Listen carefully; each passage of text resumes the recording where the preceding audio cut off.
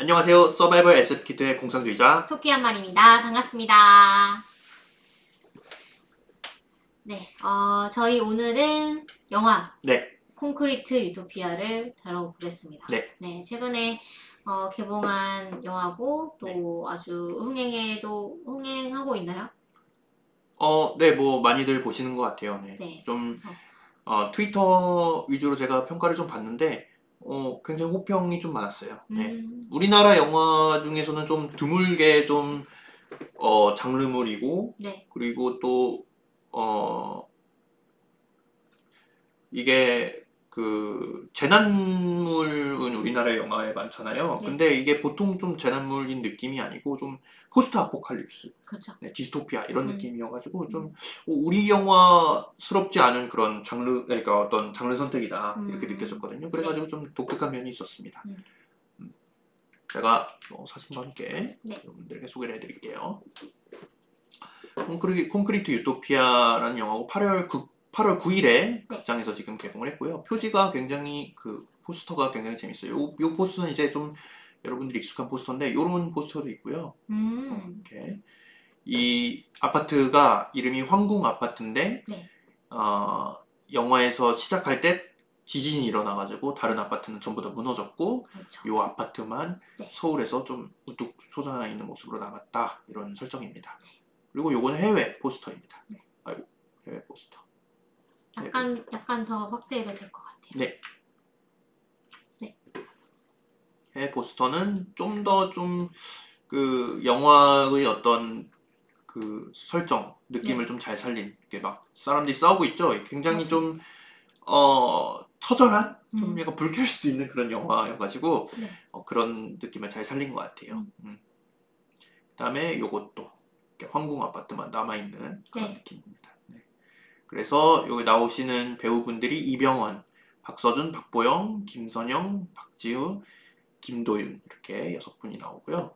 엄태화 감독님의 작품인데 네. 이분이 굉장히 좀 신인 감독이시더라고요. 네. 영화 극장에서 개봉한 거는 제가 보니까 이 두 개밖에 없었어요. 싸우는 음, 청춘이라고 해가지고 2013년에 네. 나온 영화고 그 다음에 가려진 시간이라고 해가 2016년에 나온 영화인데 이 영화로 보니까 신인 감독상 같은 거 받으셨더라고요. 네. 음, 어, 그리고 또 보니까 다 장르물이에요. 음, 요거는 약간 청소년 영화 이런 느낌이고 네. 성장물 이런 느낌이고 네. 어, 요거는 제가 정확하게 기억이 안 나는데 뭔가 시간 여행 이런 게 있었던 것 같아요. 네. 음, 음, 그리고 요 콘크리트 유토피아 같은 경우에는 웹툰 원작입니다. 네. 유쾌한 왕따라는 웹툰 원작인데 어, 요게 지금 네이버에서 연재가 되고 있어요. 네, 그래요? 네이버에서 연재가 되고 있어서 지금 그 일부 거의 뭐 막바지쯤까지 보실 수가 있을 거예요. 무료로. 네. 네. 근데 영화화된 내용은 2부의 내용입니다. 웹툰 기준으로는 2부의 내용이고 네. 그래가지고 웹툰을 지금 보셔도 영화를 보는 데는 전혀 문제가 없어요. 그래서 음, 궁금하시면 웹툰을 먼저 보셔도 될 것 같아요. 어, 웹툰하고도 분위기가 굉장히 비슷하거든요. 스토리는 어, 조금 다르지만 어, 분위기가 굉장히 비슷해서 이 웹툰을 먼저 보시고 내 취향에 맞겠다 이러면 영화를 보셔도 될 것 같아요. 음, 그리고 이게 보니까 IP가 굉장히 거대하더라고요. 생각보다. 어, 콘크리트 유토피아가 이제 콘크리트 유니버스라고 해가지고 어, 이 같은 세계관에서 다른 그 작품들이 굉장히 많이 예정이 되어 있습니다. 어, 허명행 감독님의 황야가 이제 그 콘크리트 유토피아의 시퀄로서 콘크리트 어, 유토피아 2 같은 느낌으로 지금 네네. 개봉이 예정되어 있고 이거 촬영이 이미 마쳤더라고요. 이게 어, 영화들이 코로나 때문에 지금 다 개봉을 못 해가지고 지금 아, 이미 촬영한 영화들이 쭉 개봉을 하고 있는 네. 건데 네. 요 황야는 이미 촬영을 마쳤더라고요. 개봉 예정 음, 중이고 음, 드라마로도 콘크리트 마켓과 이제 유쾌한 왕따 이 웹툰과 네. 동명의 드라마가 예정이 되어 있습니다.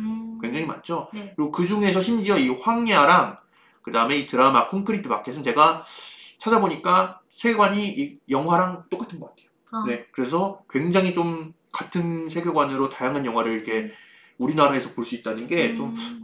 대단하다 그런 생각이 드는 것 같아요. 그러게요. 네. 이게 뭐 마블도 아니고 그쵸. 그냥 영웅 나오는 그런 것도 아닌데 네. 이걸 가지고 그렇게 여러 개가 나올 수가 있다는 게 예를 들면 사실 제 생각에 지금까지 세계관을 공유했던 영화로 네. 그게 떠오르거든요. 부산행이랑 반도. 네. 네, 그 정도 떠오르는데 그건 좀비물이니까 뭐 그럴 수 있다고 치는데 이거는 어떻게 전개가 될지 조금 예상이 안 되면서 좀 재밌네요. 아예 이어지는 느낌은 아닌 것 같고 좀 옴니버스식으로 가는 것 같기도 하고 네. 황야 같은 경우는 보니까 이 콘크리트 유토피아 사건이 일어나고 엄청 후에 약간 뭐 상황이 좀 진정이 된 그런 세계에서의 이야기를 다루는 것 같아요. 네. 네. 그리고 콘크리트 마켓 같은 경우에는 아파트 근처에 있는 뭐 다른 마켓에서 일어나는 일, 이런 걸 다루는 것 같고요. 그래서 뭐 세계관 자체는 똑같지만 좀 옴니버스식으로 좀 진행하지 않을까 이런 생각이 좀 듭니다. 네. 그래서 영화를 보기 전에 여러분들 아직 안 보신 분들을 위해서 좀 소개를 해드릴게요. 그래서 이 영화는 뭐냐면은 제가 보면서 생각이 났던 거는 눈먼 자들의 도시가 많이 생각이 났어요. 네. 눈먼 자들의 도시를 보면 굉장히 불쾌하잖아요. 그렇죠. 이게 이 재난 상황에서 인간성이 어디까지 바닥을 보일 수 있는가, 그렇죠. 네. 지하는 어디에 있는가 이런 내용이잖아요. 요거는 이제 제 생각에는 이 콘크리트 유토피아는 한국판 눈먼 자들의 도시다. 집 무너진 자들의 도시다. 이런 느낌이 좀 들었고 그래가지고 좀 어떻게 보면은 이런 거에 면역이 없으시면은 보는데 좀 굉장히 고통스러우실 수도 있다는 생각이 드는데 뭐 불쾌한 부분을 감안하시고 보실 수 있거나 면역이 있으시면은 굉장히 재밌게 볼 수 있을 것 같고 이게 우리나라의 느낌이 굉장히 많이 들어요. 네. 그렇죠. 네. 그러니까 뭔가 장르 영화 하면은 약간 우리나라 이야기 아닌 것 같고 그런 느낌 들 때 있잖아요. 무국적인. 네, 무국적인 느낌도 들고. 근데 이 영화는 굉장히 우리나라스러운 이야기고, 뭐 아파트 얼마나 우리나라스러운 건축물입니까? 제가 우리나라에 엄청 많잖아요. 아파트라는 배경에서부터 시작해가지고 그 안에서 일어나는 일 자체도 정말 우리나라여서 일어나는 것 같은 그런 느낌들이 있어요. 그래서 사실 아파트가 그 일본만 가도 잘 없거든요. 네, 그래서 일본 사람들이 우리나라 와서 이제 공항에서 차를 타고 가면서 제일 먼저 하는 얘기가 여기는 아파트가 많네요 라는 얘기를 한대요. 그래서 상당히 말씀하신 대로 좀 한국스러운 그런 주거 형태, 그래서 그 다음에 아파트를 둘러싼 그런 사회 문제도 얼마나 많아요. 그렇죠. 집값, 아파트 차별, 그렇죠. 임대 아파트 차별, 이런 것도 생각해서 여기 이 통로는 어디 주민 아니면 지나가지 마세요. 그렇죠. 네, 도로 막아버리고 뭐 이런 얘기도 있고, 네. 그렇죠. 그래서 그런 부분들, 그 다음에 영화 안에서도 계속 그런 어떤 우리나라에서만 나올 수 있는 그런 얘기들을 많이 하는 것 같더라고요. 네, 좋습니다. 그리고 이 포스터가 이 영화가 약간 오해를 불러일으킬 수도 있지 않을까. 이게 뭐 재난물처럼 좀 들릴 수도 있을 것 같아요. 우리나라의 영화 중에 그거 있었잖아요. 터널이었나요? 터널? 네. 그 무너져가지고 터널 무너져가지고 거기서 구출하는 그런 영화 있잖아요. 그런 걸로 보일 수 있는데 재난물을 상상하고 가시면은 이제 내가 상상한 게 아닌데 이런 이 생각을 들으실 수 있습니다. 네. 그래서 디스토피아, 포스트 아포칼립스물을 이제 생각을 하시고 가셔야 되고요. 네. 시놉시스를 먼저 좀 읽어드리면은 아파트는 주민의 것. 이게 이제 영화에서 반복적으로 나오는 구호죠. 온 세상을 집어삼킨 대지진, 그리고 하루아침에 폐허가 된 서울. 모든 것이 무너졌지만 오직 황궁 아파트만은 그대로다. 소문을 들은 외부 생존자들이 황궁 아파트로 몰려들자 위협을 느끼기 시작한 입주민들. 생존을 위해 하나가 된 그들은 새로운 주민 대표 영탁을 중심으로 외부인의 출입을 철저히 막아선 채 아파트 주민만을 위한 새로운 규칙을 만든다. 덕분에 지옥 같은 바깥 세상과 달리 주민들에게는 더없이 안전하고 평화로운 유토피아 황궁 아파트. 하지만 끝이 없는 생존의 위기 속 그들 사이에서도 예상치 못한 갈등이 시작되는데 살아남은 자들의 생존 규칙 따르거나 떠나거나 이렇게 시놉시스가 있습니다. 네. 아파트는 주민의 것. 계속 반복을 하죠. 네. 그리고 제가 그 여러 가지 좀 찾아봤는데 감독의 인터뷰도 있더라고요. 그래서 웹툰과는 다르게 화자가 중학생이 아닌 성인이다. 이 부분도 굉장히 잘 바꾸신 것 같고 시나리오를 10번에서 11번 정도를 전체적으로 수정을 하셨대요. 네. 그리고 이게 콘크리트 유토피아가 사실은 책 제목 동명의 책 제목이 있습니다. 우리나라의 어떤 아파트 이 주거 체계에 대해서 다룬 그런 게 있는데 거기서 이 제목을 따오신 네. 거고 요 오프닝 이 영화 시작할 때 나오는 우리나라 아파트 찍은 그 네. 컷신들이 쭉 지나가거든요. 네. 그거는 다큐멘터리 PD가 찍은 거래요. 네, 다큐멘터리 PD에게 연락을 해가지고 이 콘크리트 유토피아의 책 내용을 영상으로 옮기고 싶다라고 해가지고 제작을 한 거라고 합니다. 그 장면도 굉장히 좋아요. 네. 그러게요. 저도 그 장면이 되게 좋았어요. 네. 아파트가 한국인에게 어떤 의미인가를 상당히 함축적으로 보여주는. 네. 네. 그리고 또 이 영화가 의외로 아이유 씨하고 가수 아이유하고 관계가 있대요. 네, 엄태하 감독님이 이 작품 직전에는 SF 장르의 작품을 준비를 했는데 그게 잘 안 되셨나 봐요. 네, 그래가지고 좀 슬럼프에 빠져 있다가 아이유 가수한테 이제 10주년 영상 콘서트 영상 작업에 의뢰를 받으셨는데 그걸 만들면서 뭔가 다시 좀 기운을 차리셔가지고 만든 작품이라고 합니다. 요 콘크리트 유토피아를 만드시는데 7년이 걸리셨다. 네. 세상에. 네. 네. 굉장히 좀 공을 들이신 그런 영화다 이런 생각이 듭니다. 네. 스토리를 간단 요약을 좀 스포일러가 없는 부분까지 쭉 요약을 해드릴게요. 네. 이 영화가 어떻게 보면은 좀 자기적일 수도 있는 설정에서 시작을 해요.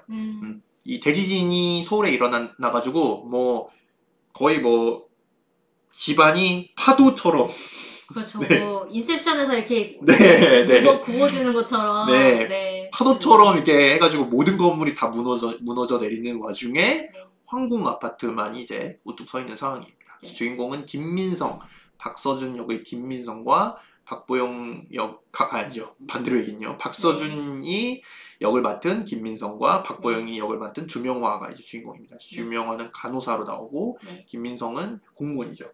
네.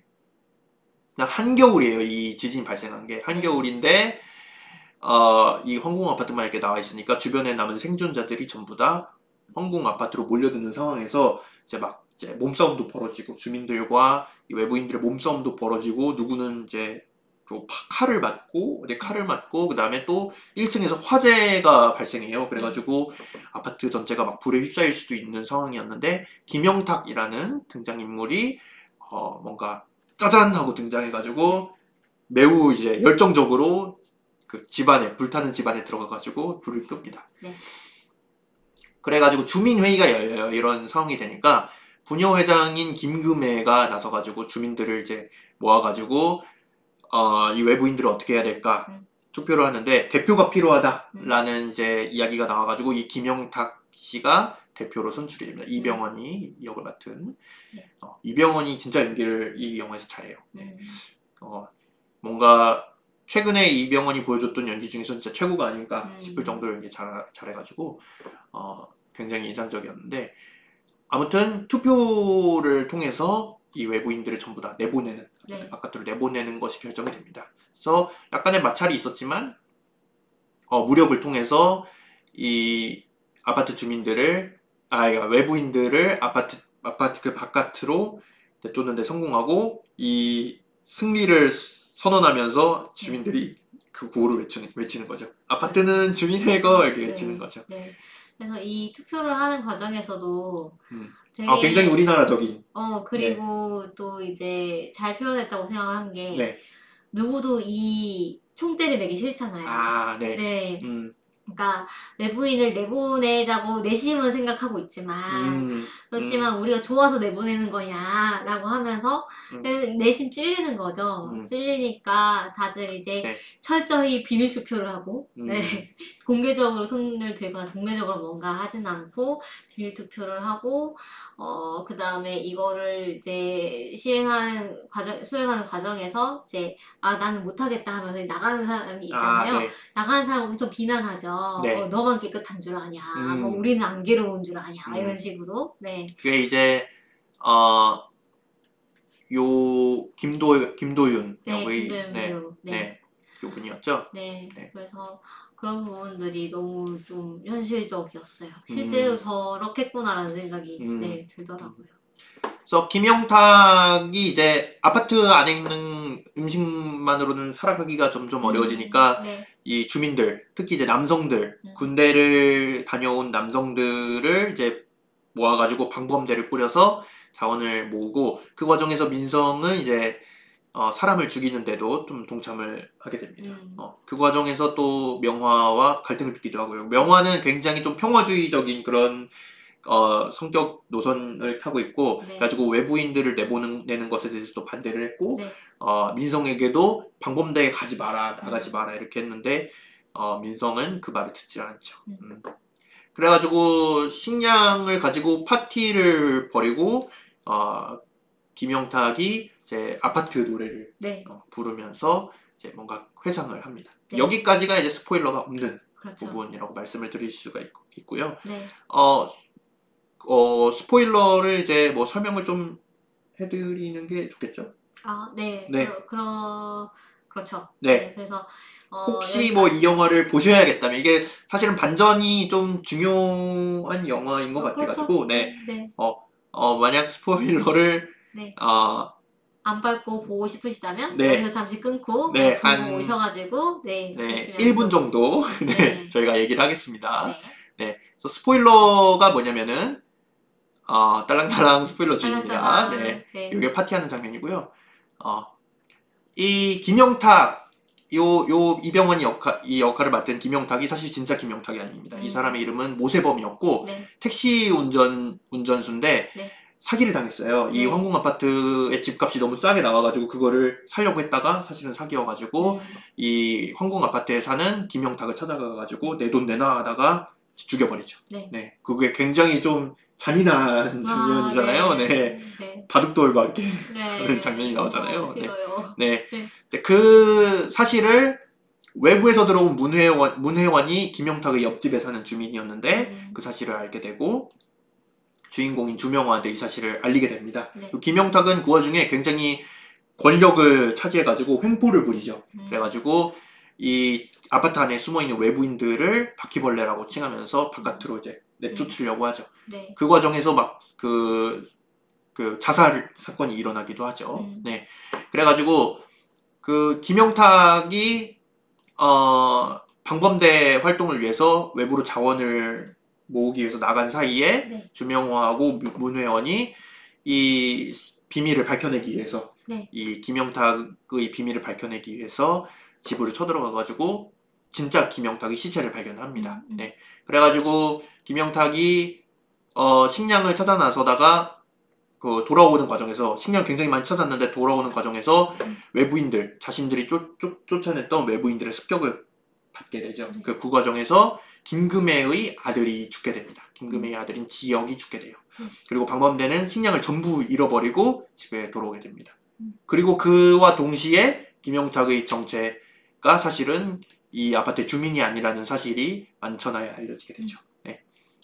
김영탁은 붕괴해버려가지고 이제 화가 나서 문혜원을 절벽으로 밀어서 죽여버리고, 문혜원이 이제 자기 옆집에 살던 그 여자 학생이었잖아요. 네. 그래서 죽여버리고 총을 들고 나는 이 아파트를 위해 목숨을 바쳤다 이러면서 이제 주민들을 위협을 하죠.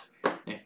그런데 그와 동시에 이 아파트의 외부인을 차단하고 있던 외벽이 무너져 버리면서 외부인들이 물밀듯이 이제 무기를 들고 들이닥칩니다. 그래서 완전 아수라장이 돼요. 사람들이 막 서로 막 죽이고 찌르고 막 그런 와중에서 김민성과 주명화는 어떻게 겨우 1층 창문으로 아파트를 탈출을 합니다. 하지만 김민성은 이제 치명적으로 상처를 입었죠. 칼에 맞아가지고 피를 흘리고 있었고 결국 교회 폐해에서 죽고 말고, 주명화는 혼자 남았지만 다른 외부인들의 도움을 통해서 다른 사람들이 살고 있는 어떤 아파트에 들어가게 됩니다. 그 사람들, 외부인들은 이 무너진 아파트에서 살고 있었는데 이렇게 옆으로 이렇게 쓰러져 버린 아파트에서 살고 있었죠. 그래가지고 거기서 카메라 워킹이 굉장히 재밌잖아요. 맞아요. 거기서 똑바로 보고 똑바로 서 있는 것 같은 집이었는데 카메라 기울어지면서 사람들이 이제 그 옆에 벽에서 이제 지내고 있는 벽에 그 침낭을 대고 지내고 있는 그런 모습이 나오고, 이 외부인들이 주명화를 굉장히 따뜻하게 맞아주죠. 네. 그 주먹밥을 주면서 빨리 먹어라. 그래서 주명아가 뭐 아무것도 안 해도 저도 들어와도 되나요? 뭐 그거는 너가 결정할 일이지 이런 식으로 얘기를 하죠. 네. 그리고 이 아파트 주민들이 인육을 먹는다는 소문이 있었어요. 이게 사실은 아파트 주민들도 그렇게 생각했어요. 외부인들이 인육을 먹는다더라 이런 소문이 있었어요. 그래가지고 이 외부인이 주명호한테 물어보죠. 정말 인육을 먹었냐라고 물어보니까 주명화가 평범한 사람들이었어요 라고 대답하면서 영화가 끝납니다. 네. 이렇게 여기까지 딱 스포일러 끝입니다. 네. 그러네요. 네. 그래서 마지막에 평범한 사람들이었어요 라고 하는 것도 좋았어요. 네, 맞아요. 왜냐하면 그 사람들이 특별히 악하거나 한 거라기보다는 그 상황에 있을 때 사실 우리 모두가 저렇게 되지 않을까라는 생각이 들어가지고 약간 그 악의 평범성 그것도 좀 생각났고 우리가 뭔가 우리가 의식적으로 선을 행하려고 노력을 하거나 그렇게 하지 않는다면 우리가 뭔가 잘못하고 있지 않을까 계속 성찰하지 않는다면 우리는 뭔가 자연스럽게 악의 길로 빠져버릴 수도 있다 이런 그런 그렇죠. 것도 생각이 났고 그래서 평가를 좀 제가 좀 가져왔는데 제가 개인적으로 해봤는데 일단은 이게 우리나라에서 이런 영화가 나왔다는 게 굉장히 좀 어떻게 보면은 기념비적인 것 같아요 제 생각에는. 그래요. 우리나라에서 이런 영화를 좀 본 적이 별로 없는 것 같고 약간 우리나라적인 특징을 잘 살리면서 만든 장르 영화여가지고 좀 굉장히 놀랐어요. 그런 장면들을 좀 짚어보자면은 일단은 영화의 배경이 아파트인 점은 저희가 설명을 했고 20년을 일한 경비 아저씨가 외부인으로 찍혀서 쫓겨나는 장면 이게 정말 우리나라스럽다라는 생각이 들었어요. 경비 아저씨 그 근무 환경이 안 좋다, 열악하다 해가지고 맨날 그 잡음들이 일어나잖아요. 경비 아저씨 그 경비실에다가 에어컨 설치하는 거 막 반대하고 막 그런 일 우리나라에 많았잖아요. 그런 것들 굉장히 우리나라스러웠고 또 모세범이 당한 사기 우리나라 또 사기 이런 뭐 요즘 전세 사기 엄청 사회 문제잖아요. 장면 그런 것들도 끊겼었대요. 근데 다시 되는 것 같기도 잘 보이시나요 여러분? 잘 보이시나요? 일단은 계속 하시죠. 일단은 그래서 굉장히 우리나라스러운 그런 장르물이다. 영화로서는 이런 것들이 거의 뭐 본 적이 없는 것 같다. 성공한 영화 중에서 이런 거 거의 본 적이 없는 것 같다. 뭐 제 생각에는 그 지구를 지켜라. 그런 느낌이 나는 영화여가지고 굉장히 좋았고 전 소품도 좀 재밌었어요. 뭔가 그 방패로 스카이라이프 그 접시 맞아요. 위성광 접시 사용하는 거라던가 바둑돌도 굉장히 우리나라스러운 소재고 바둑돌, 그다음에 바둑판, 그다음에 그 시체를 넣은 곳이 김치냉장고잖아요. 김치냉장고, 그다음에 뭐 그다음에 이건 뭐 딱히 이제 한국적인 건 아니긴 한데 이렇게 사람들을 쫓아낼 때 왜 사람들이 위에서 화분 떨어뜨리잖아요. 그 장면은 너무 좋더라고요. 그다음에 그 통조림 그 번데기 통조림도 굉장히 우리나라스러운 것 같고 굉장히 좀 그 우리나라의 향취를 내기 위해서 애썼다라는 생각이 좀 드는 것 같아요. 그 다음에 연출이 또 꽤 좋은 것 같아요. 뭐 연출이 제가 영화 보면서 굉장히 좀 섬세하게 잘 짰다라고 느낀 부분이 김영탁이 아파트 노래를 부르는 부분이 굉장히 좀 그 노래의 가사가 굉장히 찰떡이잖아요. 그러네요. 그 노래 가사가 어떻게 되죠? 별빛이 흐르는 다리를 건너.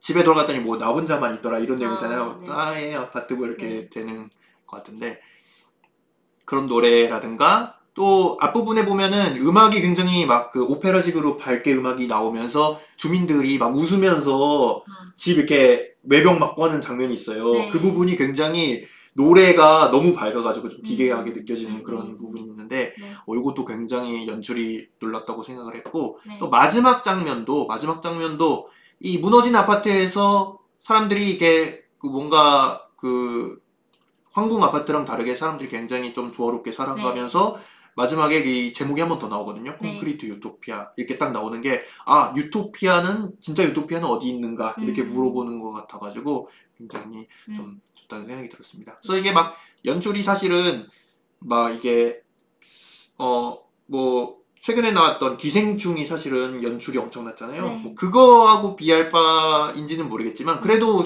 상당히 그 연출을 좀 애썼다 이런 느낌이 들었습니다. 그러네요. 네. 그리고 또 인물이 굉장히 다채로워요. 네. 낭비되는 캐릭터가 좀 적다 이런 느낌이 있는 것 같아요. 네. 불필요한 캐릭터가 없다라는 생각이 들고 그 구체적으로 다뤄지는 인물들은 전부 다 좀 어떤 중요한 역할을 하는 그런 느낌이 들고 네. 그리고 연기가 이병헌 그 배우의 연기가 네. 진짜 좋습니다. 네. 그 광기가 느껴지는 네. 네. 광기가 느껴지는 연기여가지고 그리고 또 영화가 뭐 주제 외적으로도 여러 가지 그러니까 메인 주제 외적으로도 굉장히 좀 서브 주제 같은 것들이 좀 잘 다뤄지고 있다는 생각이 들었어요. 저는 이제 보면서 좀 이 부분의 주제가 굉장히 흥미롭다고 생각한 게 젠더 문제에 대해서 굉장히 좀 선명하게 드러내려고 하신 부분이 있는 것 같아요. 네. 방범대가 전부 남성으로 이루어져 있잖아요. 네. 그리고 이 권력 구조도 보면은 원래는 이 부녀회장인 김금애가 권력의 중심이었다면은 영화를 보면은 이 권력이 천천히 김영탁으로 옮겨지고 네. 김영탁도 처음에는 대표를 하는 걸 좀 꺼려하는 그런 느낌이잖아요. 네. 근데 하면 할수록 점점 더 이 김영탁이 나서가지고 뭔가 주장을 하고 이렇게 되거든요. 네. 그런 것들을 보면서 이 군인이라는 신분이 네. 어떻게 시민권 취득의 조건으로 바뀌는가 이런 것들을 보여주는 것 같은 느낌이 있었어요. 이런 거를 또 보여주는 게 뭐냐면은 이 중반부터 아파트에 갇혀서 생활하는 주명화가 네. 점점 주변부로 좀 미뤄지는 느낌이 있어요. 점점 네. 좀 무기력하게 그려지는 느낌도 있어요. 네. 그래가지고 주명화와 김민성 사이에 갈등이 있었는데 이 주명화가 그 김민성의 요걸 바꿀까요? 사진이 이제 없으니까. 네. 이 김민성의 내가 나가서 이 음식 가져오지 않으면 다 굶어 죽는다 이렇게 뭐 얘기를 하면은 반박을 하지 못해요. 요 마지막에 이 주제가 클라이맥스에서 김영탁의 발언을 통해서 더 선명하게 드러나는데 김금애 아들이 죽잖아요 마지막에. 그렇죠. 김금애한테 아니요. 네, 김금애가 이제 자기 아들이 죽어가지고 그 김영탁한테 이제 뺨을 때리면서 내 아들 살려내라 막 이러는데 이제 김영탁이 그렇게 얘기하죠. 아들이 벌어온 식량으로 이제까지 먹고 살았으면서 왜 지금 징징대냐 이런 식으로 얘기하는 거죠. 그렇죠? 그 다음에 막 암탉이 울면 나라가 망한다 이런 대사도 하고 이런 것들을 통해서 더 선명하게 드러나는 이 성차별이라는 문제에 대해서 굉장히 좀 직접적으로 건드리고 있다 이런 느낌이 좀 들었고 김영탁의 시민권이 마지막에 좀 박탈이 되잖아요. 이 사람이 갖고 있던 권력이 무너지는데 그것도 그가 외국인이었기 때문에 박탈된다는 점이 좀 흥미로웠던 것 같아요. 이게 고대 그리스의 뭔가 시민권 이런 것들이 뭔가 메타포로 쓰인 게 아닌가 이런 생각이 들어요. 왜냐면 고대 그리스 시대 시민권의 기준이 노예, 여성, 외국인이 아닐 것 요거였거든요. 이게 그 나라를 지킬 수 있는 남성일 것 이게 동치인 거잖아요. 네. 그런 것들이 좀 떠오르는 게 재밌었던 것 같습니다. 외국인이라는 게 그러니까 아파트 바깥의 사람이 네, 그렇죠. 바퀴벌레를 얘기하는 거죠. 그래서 그 김영탁이 바퀴벌레를 집요하게 찾아내려고 하는 것도 사실은 본인이 어떤 이 정체성의 불안감을 가지고 있기 때문이잖아요. 네, 맞아요. 그러니까 그 외부에서 이제 자기 정체를 아는 사람이 들어왔을 때 더 이제 심하게 하게 되잖아요. 네. 그런 축출을. 그래서 그런 부분들도 좀 의도한 거라는 게 보였고, 네. 그래서 이게 사실 그렇게 치면 우리가 가르면 우리가 이렇게 어떤 떳떳한 사람이 있을까라는 생각도 들면서 이게 이제 이런 안과 밖을 이렇게 구분을 하는 게 상당히 좀 뭐라고 해야 될까요? 파멸로 이어진다? 네. 허술하기도 하고 근데 또 상당히 그 폭력적으로 우리가 그걸 경계를 짓게 되는 그런 장면들이 대단히 많이 보였던 것 같아요. 네. 또 창작자로서 영리하다고 느껴진 점도 좀 있었는데 네. 이게 두 개의 갈등이 등장하잖아요. 외부 아파트 외부와 아파트 주민들 사이의 갈등이 네. 하나가 있고 그 다음에 아파트 주민들 사이의 갈등, 김영탁을 둘러싼 갈등이 네. 있잖아요. 네. 그 갈등이 동시에 진행이 되다가 한 지점에서 동시에 탁 폭발하는 그런 부분들이 보면서 아, 이 부분은 좀 영리하다 이런 식으로 좀 느껴졌습니다. 그 부분이 어느 장면인가요? 마지막에 이제 함께 폭발하는 장면이 마지막에 이제 김영탁이 이제 습격을 당하고 돌아왔는데 거기서 이제 정체가 밝혀지는 부분, 그 부분이 이제 갈등이 동시에 폭발하는 네. 지점인 거죠. 네. 그리고 또 뭐 창작자로서 영리하다고 느껴진 지점은 이게 어떻게 보면 좀 자기적일 수도 있는 설정이잖아요. 네. 서울이 다 무너졌는데 아파트 하나만 남았다. 네. 이런 설정을 가지고도 이야기를 좀 만들어낼 수 있는 그런 부분들 이런 것들을 이제 하려면은 이제 질문하지 않아야 된다고 하거든요. 그렇죠. 네. 왜 이 지진이 일어났는가? 네. 왜 여기만 남았냐? 그렇죠. 네, 이런 거 질문하지 않아야 된다고 하잖아요. 네. 그런 부분들 굉장히 좀 영리하게 피해갔다 이런 생각이 좀 들었습니다. 네. 그리고 아쉬웠던 부분도 좀 있었는데 뭐 이거는 좀 스포일러 부분이라 가지고 이렇게 막 깊게 말씀드리긴 좀 그런데 반전이 조금 뻔했던 느낌이 있는 것 같아요. 저는 일부러 그냥 계속 냄새를 풍기었다고 느꼈어요. 네.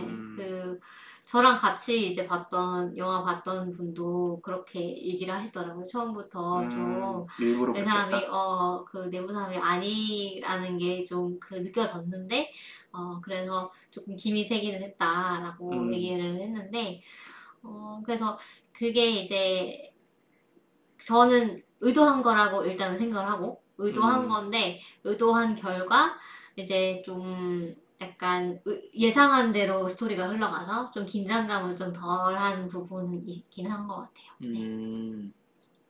어떤 부분, 그러니까 이걸 의도해서 어떤 효과를 내고 싶었을까요, 감독은? 그러니까 이 친구가 김영탁이 계속 이제 처음에 했던 일도 외부인을 쫓아내는 것이었고 계속 그런 우리끼리 살아야 된다라는 거를 계속 강조를 하잖아요. 그러니까 그런 부분은 아이러니를 좀 보여주고 싶었던 거 아닐까요? 그래서 사실 약간 저는 이거 보면서 그런 생각도 들었는데 난민 문제 같은 거 있잖아요. 그러니까 우리나라가 이제 한민족이라는 어떤 그런 게 너무 강해서 외국인들을 받아들이거나 난민을 받아들이거나 이럴 때 상당히 배타적이잖아요. 그래서 그럴 때 많이 나오는 얘기가 사실 우리는 그렇게 순수한 핏줄인가? 라는 얘기잖아요. 사실 뭐 우리나라 조상님들도 예전에 이제 중국과 일본과 그다음에 또 동남아시아 이런 부분들에서 많이 이제 피가 섞였는데 그것들을 우리가 생각하지 않고 정말 이 순수한 혈통이라는 게 있다고 믿고 그 다음에 여기서 조금만 이제 예를 들면 지금 요즘 이제 다문화 가정 아이들도 많고 한데 여전히 그 친구들이 또 차별을 받기도 하고 그렇잖아요. 그러니까 그런 부분들을 우리가 쳐내고 있는 그런 것까지도 생각이 되기도 했습니다. 또 아쉬웠던 부분은 신파가 뭐 많이 있는 건 아니고 한 장면이 딱 있다는 생각이 들어요. 맞아요. 마지막에 김민성이 죽을 때 약간 거기서 우는 장면이 나오는데 준영아가 약간 좀 어색하게 느껴졌던 것 같아요. 그 장면이. 그렇죠. 굳이 울어야 했을까 이런 생각이 좀 들고. 그러니까 그 장면은 너무 예상한 대로 갔었죠. 그래서 저도 그게 꼭 필요했나라는 생각도 들기는 했었고. 이 영화가 좀 슬픈 영화가 아니잖아요. 어떻게 보면 좀 어떻게 보면 오히려 불쾌하고 기괴한 영화인데 갑자기 우는 장면이 나오고 억지로 울어 슬퍼 이렇게 하니까 나 안 슬픈데 이런 생각이 먼저 들더라고요. 그래가지고 약간 좀 건조하게 가는 게 낫지 않았을까. 뭐 근데 그렇게 만들면은 아마 또 뭐 영화사에서 뭐 참견을 한다든가 이런 문제도 있을 수도 있을 것 같고. 그래서 저는 사실 그 장면도 그렇고 이 주명화라는 캐릭터가 좀 저는 계속 좀 마음에 안 들긴 했거든요. 아, 네. 네. 근데 이것도 보는 사람마다 좀 다른 것 같아요. 공상님은 어떻게 느끼셨나요? 근데 저는 뭐 필요한 캐릭터라고 본 것 같아요. 이게 뭔가 이 캐릭터가 약간 좀 수동적으로는 느껴질 수도 있지만 네.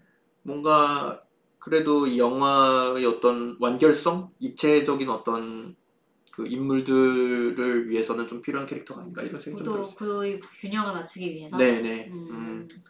그래서 약간 다른 인물들은 그냥 있을 법한 캐릭터 또는 좀 입체적인 그런 인물로 보였다면 그 주명은 좀 비현실적으로 약간 계속 도덕적이고 네. 이 친구가 그렇게 좀 입체적인 그런 부분도 별로 안 보이고 그냥 계속 다른 말만 하잖아요. 너 그러면 안 돼 이렇게 얘기하는데 근데 사실 그렇게 안 하면 어떻게 그 밥 먹고 살아요? 그래서 쟤는 왜 자꾸 저러지? 뭐 계속 혼자 착한 척하지? 약간 그런 생각이 저는 들긴 했었거든요. 근데 오히려 좀 네. 모순적인 면도 있다고는 느끼는 것 같아요. 왜냐면은 말은 그렇게 하면서도 사실은 자기가 네. 그렇게 행동을 못 하거든요. 그러니까 네, 자기 하는 일은 없잖아요. 네. 그런 것들 보면 약간 뭐 중영화라는 캐릭터도 어떻게 보면 좀 현실적인 한계를 가지고 있는 캐릭터 아닌가 이런 생각도 좀 들고. 네. 그래서 그런 부분을 좀 더 명확하게 보여줘도 좀 더 모순을 모순을 좀 더 보여줘도 되지 않았을까. 네. 그러면 더 재밌었을 것 같다는 생각도 들어요. 네. 그래서 그렇습니다. 마지막에 사실 그 90도 기울어진 집으로 들어갈 때 주명아가 네. 뭐 아무것도 안 해도 이렇게 살아도 되나요? 라고 네. 하는 것도 사실은 이 주명아가 그 한국 아파트에 살면서 그 어떤 사고방식에 길들여진 거죠. 내가 뭔가를 그쵸. 기여를 해야 여기서 살 자격이 있고 그 다음에 뭔가 그 공짜 점심을 바라면 안 된다라는 의식이 있는 거긴 한 것 같아요. 그렇네요. 네. 제가 준비한 내용은 여기까지입니다. 네, 상당히 네, 재미있는 영화였고 저도 네. 그 다음에 또 생각해 볼 거리도 많은 그런 영화인 것 같고 앞으로의 또 시퀄이나 네. 뭐 이런 유니버스에서 다음으로 나오는 작품들도 너무 좀 기대가 되기도 하네요. 네. 그래서 저는 사실 재난 영화이진 않지만 약간 서바이벌 저희 방송이 서바이벌이기도 하고 네. 서바이벌 관점에서 보는 것도 좀 재밌긴 했어요. 네. 생존을 위해서 어떻게 하는가 어떻게 이제 서로 분배를 하고 그 다음에 어떤 자원들을 활용을 해가지고 생존을 하고 그래서 뭐 화장실을 어떻게 처리하고 뭐 이런 것들도 막 나오잖아요. 네. 네. 그런 것들이 또 나름대로 이제 그 안에서 전기도 끊기고 물도 끊겼지만 그 안에서 어떻게 나름대로 살아가는가 이런 걸 보는 것도 좀 재밌었습니다. 자, 그러면 저희 여기까지 하고 네. 다음 주에는 뭘 다루죠? 다음 주에는 네. 저희 또 신작 영화인 오펜하이머를 다룰 예정인데 이게 사실은 많이 유튜브에서 다루셨어요. 워낙 그 광고 같은 것도 활발하게 됐고 하다 보니까 네. 저희는 좀 다른 측면에서 접근을 해보려고 하는데 네. 역사 이야기를 좀 많이 해보려고 합니다. 네. 역사 이야기를 많이 다른 유튜브에서는 많이 안 한 것 같아가지고 뭐 과학사 이야기는 많이 하셨거든요. 네. 오펜하이머가 어떤 인물이었고 뭐 어떻게 포탄을 만들었고 누가 관여했고 이런 이야기를 많이 하신 것 같은데 저는 사실 보면서 그런 것들이 그렇게 필요하다고 느껴지진 않았거든요. 저는 오히려 맞아요. 영화를 보면서 느꼈던 게 이 역사 순서가 자꾸 헷갈려가지고 저때 소련이 있었다고 이런 생각이 들고 나치가 저때 저렇게 했다고 이런 생각이 들고 그래가지고 네. 그 메카시가 누군지 저는 사실 잘 몰랐거든요. 메카시즘은 아는데 네. 메카시가 누군지는 모르니까 네. 네, 그런 부분을 좀 조사해가지고 알려드리려고 합니다. 네. 재밌겠네요. 네, 그래서 저희 방송 유튜브와 팟빵 그다음에 흐른드 살롱 아이튠즈 팟캐스트에서 들으실 수가 있고요. 그 다음에 페이스북, 인스타그램, 트위터에서 소통하고 있습니다. 여러분들이 댓글, 좋아요 남겨주시면 저희가 방송을 계속하는데 너무 큰 힘이 되니까요. 댓글 많이 남겨주시면 감사하겠습니다. 네, 그러면 저희 여기서 마무리하고 다음 주에 뵙도록 하겠습니다. 여러분 다음 주에 만나요.